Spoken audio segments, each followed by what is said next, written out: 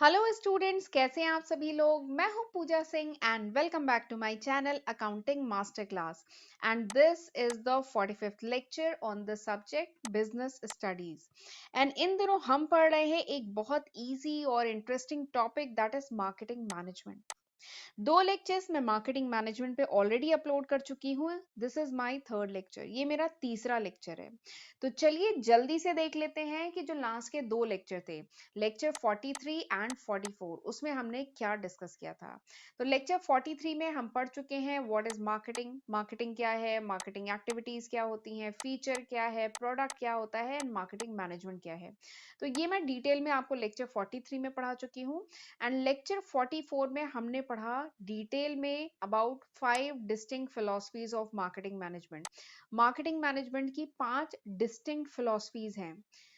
क्या क्या फिलॉसफीज हैं? Production concept, product concept, selling concept, marketing concept and societal marketing concept. तो ये 5 डिस्टिंक्ट फिलॉसफीज है मार्केटिंग के। तो इन्हें हमने डिटेल में लास्ट लेक्चर में पढ़ा है।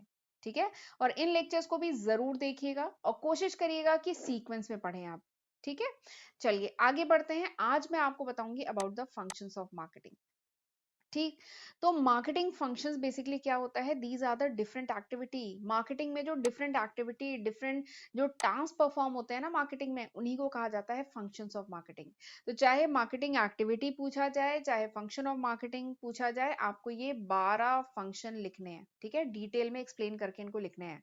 फंक्शन ऑफ मार्केटिंग यानी कौन कौन सी एक्टिविटी परफॉर्म होती है मार्केटिंग में। ठीक है, या कह लीजिए मार्केटिंग एक्टिविटीज। तो सबसे पहला, अब हम इनको डिटेल में डिस्कस करते हैं एक एक करके। तो देयर आर 12 फंक्शंस। वैसे जो मेरे आने वाले लेक्चर्स हैं उनमें हम इन्हीं चीजों को, इन्हीं टॉपिक्स को थोड़ा और डिटेल में पढ़ेंगे। जैसे ये जो पैकेजिंग, लेबलिंग, ब्रांडिंग, जैसे बीपीएल कहते हैं, बीपीएल, ब्रांडिंग, पैकेजिंग, लेबलिंग। ठीक है, इन पे मैं अलग से डिटेल में पढ़ाऊंगी। ऐसी जो प्रमोशनल टूल्स हैं, ठीक है, जो प्राइसिंग है, इन सबको हम डिटेल में सेपरेट वीडियोस में पढ़ेंगे।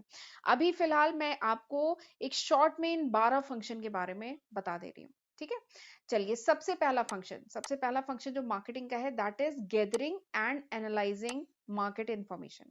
ठीक है, gathering and analysing market information.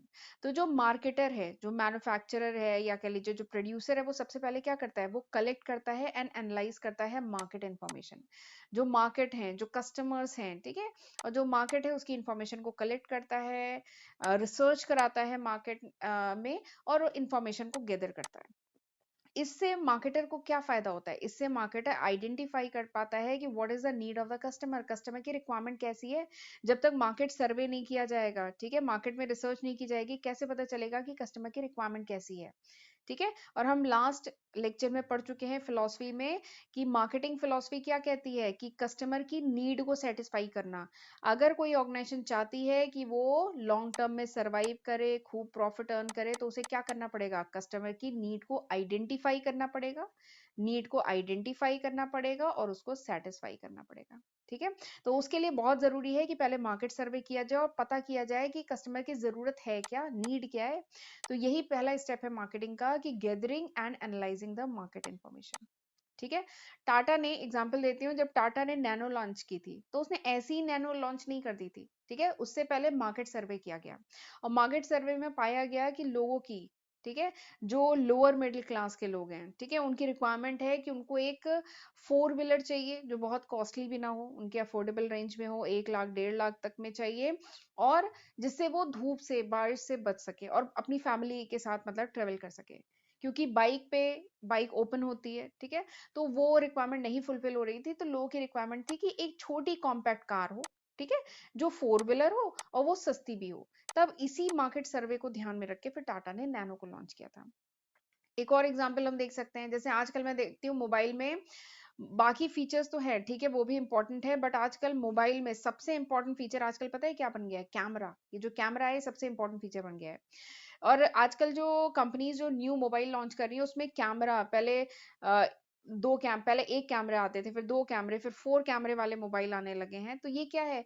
Mobile, क्योंकि लोगों में, जब मोबाइल कंपनी ने जब मार्केट सर्वे किया तो पाया कि जो कस्टमर है, अब उनकी रिक्वायरमेंट है कि कैमरा अच्छा होना चाहिए, कैमरे की क्वालिटी बढ़िया होनी चाहिए। ठीक है, तो अब कंपनीज ऐसे मोबाइल लॉन्च कर रही हैं जिन पे मेन जो इम्फेसिस है ना, मेन जो फोकस है वो कैमरे पे ही है। तो ये कैसे पता चला? ये पता चला मार्केट सर्वे से, ठीक है, मार्केट से इंफॉर्मेशन गैदर की। तो this is the first step of marketing. एक बार मैं स्क्रीन क्लियर कर देती हूँ, ठीक है। तो फर्स्ट स्टेप समझ में आ गया। फर्स्ट स्टेप में ऑर्गेनाइजेशन कह लीजिए, जो प्रोड्यूसर होता है, मार्केटर होता है, वो मार्केट सर्वे करता है और मार्केट की इंफॉर्मेशन को गैदर करता है। दूसरा जो फंक्शन है मार्केटिंग का, that is marketing planning. That is marketing planning. तो इंफॉर्मेशन गैदर कर ली, ठीक है, मार्केट की इंफॉर्मेशन को एनालाइज कर लिया, तो अब क्या करना है? मार्केटिंग प्लानिंग डेवलप करनी है, मार्केटिंग प्लानिंग बनानी है, ठीक है। मार्केटिंग प्लानिंग बनानी है ताकि जो भी ऑर्गेनाइजेशन का जो भी ऑब्जेक्टिव है, जो भी मार्केटिंग का जो भी ऑब्जेक्टिव है, वो अचीव किया जा सके, ठीक है। जैसे एग्जांपल के लिए सपोज करिए कोई मोबाइल मैन्युफैक्चरिंग कंपनी है, उसका अभी करंट जो मार्केट शेयर है दैट इज 10%, ठीक है। बट इसका टारगेट है कि अगले 5 साल में हमें 30% मार्केट शेयर अचीव करना है। तो अब अगले 5 साल में 30% मार्केट शेयर अचीव करना है, तो इसके लिए इस मोबाइल मैन्युफैक्चरिंग कंपनी को क्या करना पड़ेगा? स्ट्रैटेजी बनानी पड़ेगी, प्लानिंग करनी पड़ेगी, ठीक है। अपने प्रोडक्शन लेवल को थोड़ा सा इंक्रीज करना पड़ेगा, प्रमोशन एक्टिविटीज जो है उनमें थोड़ा सा मॉडिफिकेशन करना पड़ेगा, जो भी प्रोडक्ट है उसमें भी मॉडिफिकेशन करना पड़ेगा। तो ये सब क्या है? ये सब मार्केटिंग प्लानिंग है। तो दूसरा फंक्शन जो मार्केटिंग का वो है, वो यही है, मार्केटिंग प्लानिंग, जिसमें प्लान किया जाता है, ठीक है। इंफॉर्मेशन गैदर कर ली, अब उसके अकॉर्डिंग मार्केटिंग के रिगार्डिंग प्लानिंग की जाती है, ठीक है। Future course of action decide किया जाता है ताकि ऑर्गेनाइजेशन अपना ऑब्जेक्टिव अचीव कर सके, ठीक। तीसरा जो फंक्शन है मार्केटिंग का, that is product design and development. Product designing and development. इस फंक्शन में क्या करते हैं, या इस एक्टिविटी में क्या होता है? डिसीजन लेता है ऑर्गेनाइजेशन अबाउट द फीचर्स। जो भी प्रोडक्ट है उसके फीचर क्या क्या होंगे, उसकी डिजाइन कैसी होगी, उसका शेप कैसा होगा, उसकी साइज कैसी होगी, उसका कलर कैसा होगा, उसका अपीयरेंस कैसा होगा, ठीक है। तो बेसिकली पूरी डिजाइनिंग के बारे में, ठीक है, ऑर्गेनाइजेशन डिसीजन लेती है, ताकि जो टारगेट कस्टमर है उसको प्रोडक्ट की तरफ क्या किया जा सके? अट्रैक्ट किया जा सके, ठीक है। प्लस उसका परफॉर्मेंस भी अच्छा हो, प्रोडक्ट की परफॉर्मेंस अच्छी हो, ताकि एक कॉम्पिटिटिव एडवांटेज मिले प्रोडक्ट को, ठीक है। जैसे एग्जांपल के लिए, जब कार, अगर आप कार खरीदने जाते हैं, ठीक है, तो कार का ठीक है, इंपॉर्टेंट है कि कार की कॉस्ट क्या है, कितने की पड़ रही है, माइलेज क्या देती है, ये सब इंपॉर्टेंट है। लेकिन कार की डिजाइन क्या है, कार का कलर क्या है, शेप क्या है, स्टाइल क्या है, ये भी तो इंपॉर्टेंट है। तो यही तीसरा फंक्शन है मार्केटिंग का, कि प्रोडक्ट डिजाइनिंग, प्रोडक्ट की डिजाइन प्लस डेवलपमेंट, ठीक है। तो this is the third function.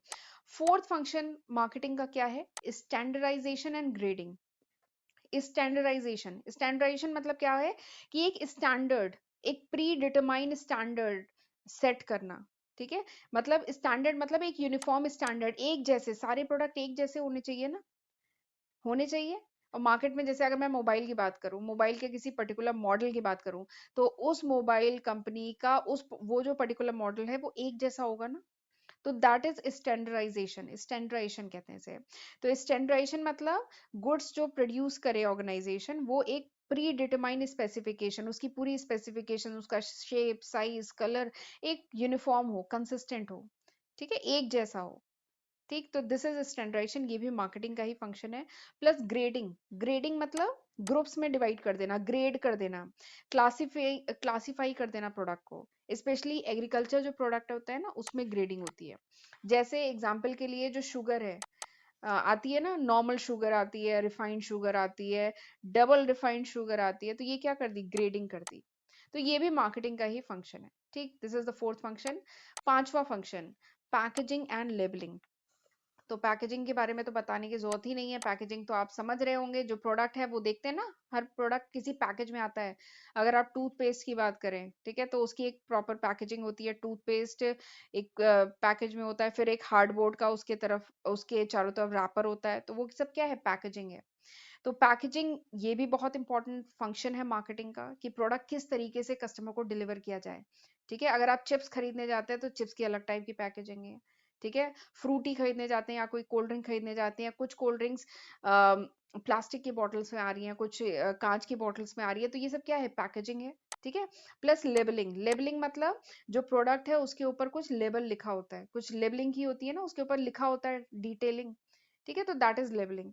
वैसे ये जो पैकेजिंग एंड लेबलिंग है, इसके क्या फायदे हैं, क्या और डिटेलिंग जो है विद लॉट्स ऑफ एग्जांपल, और ये कितने टाइप की होती है, ये सब मैं सेपरेट वीडियो आगे कवर करूंगी। ठीक है।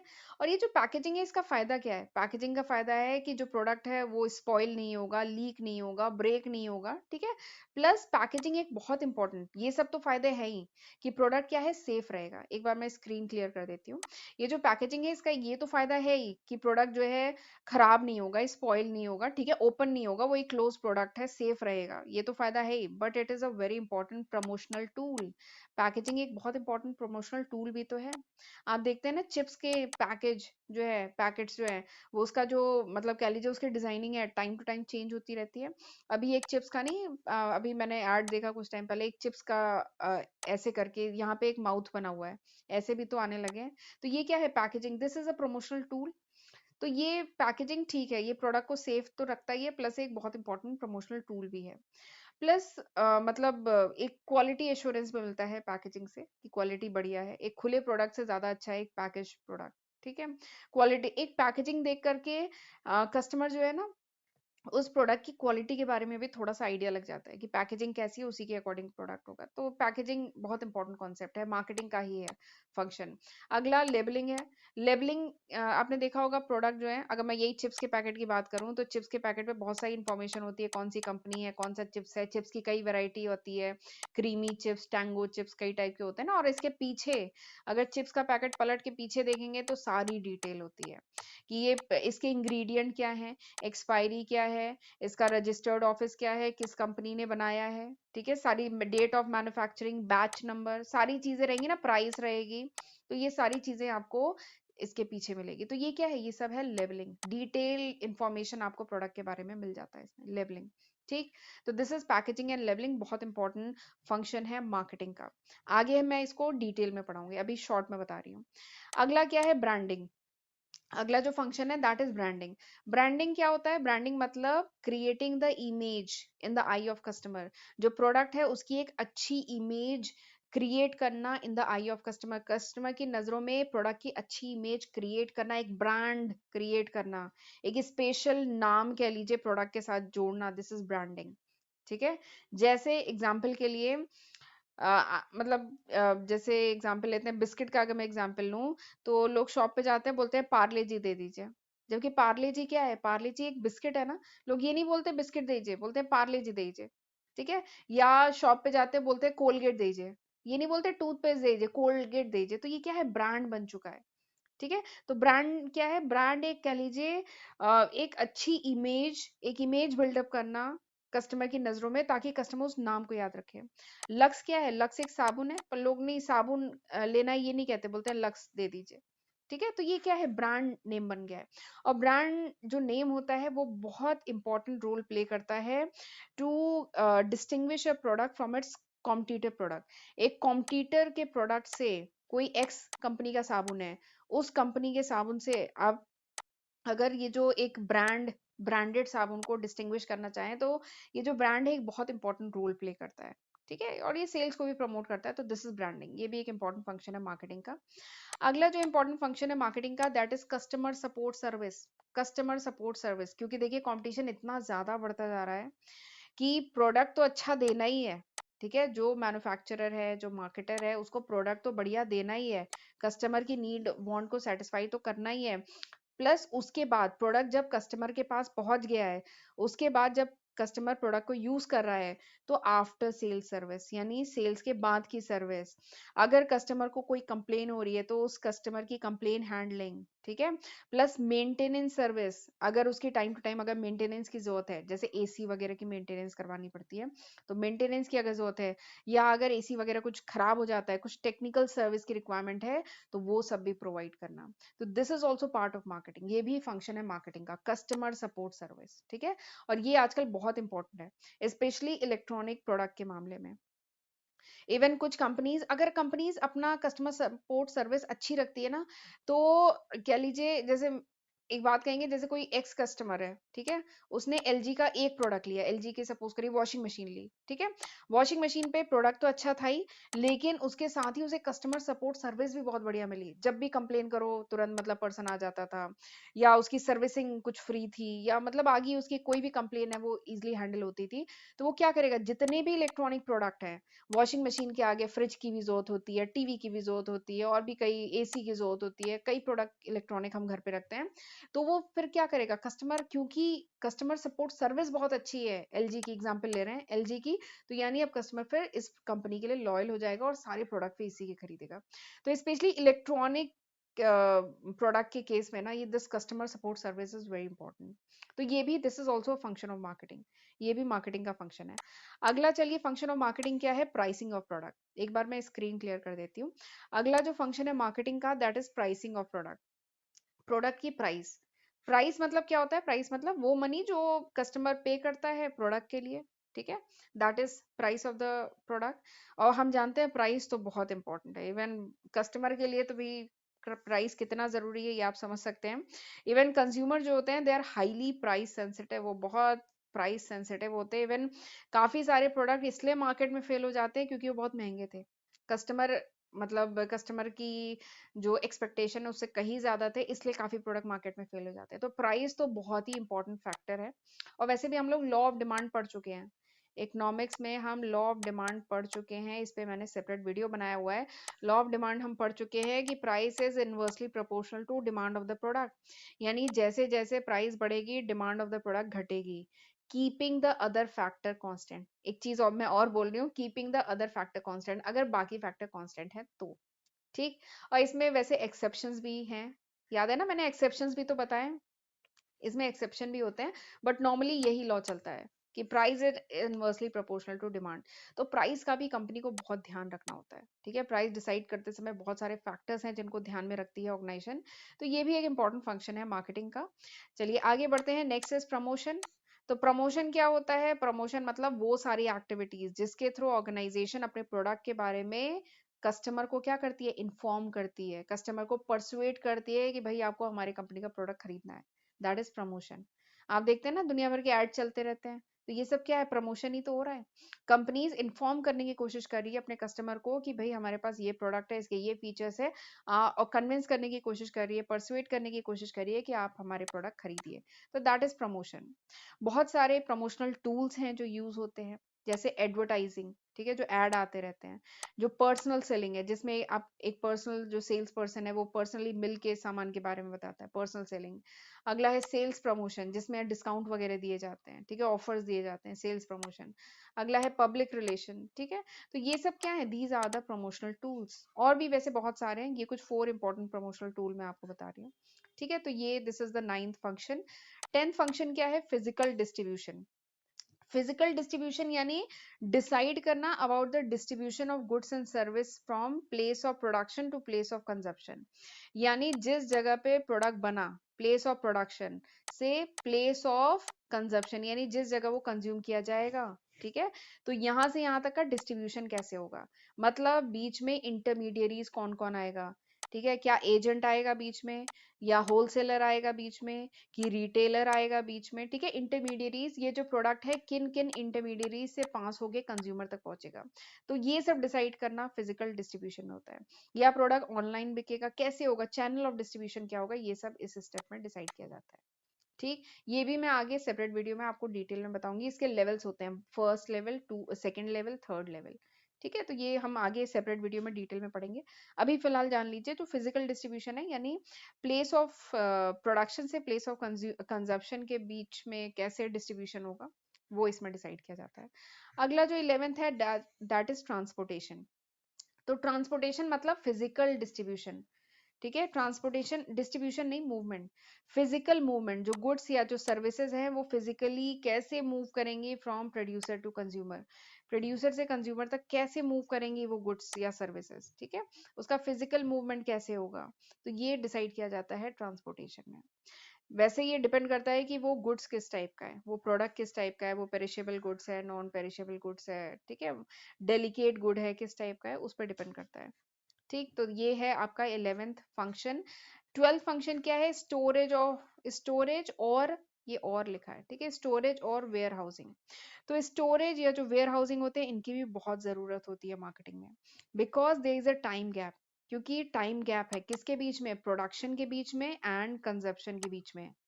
आज सामान बना है तो क्या आज ही कंज्यूम हो जाता है?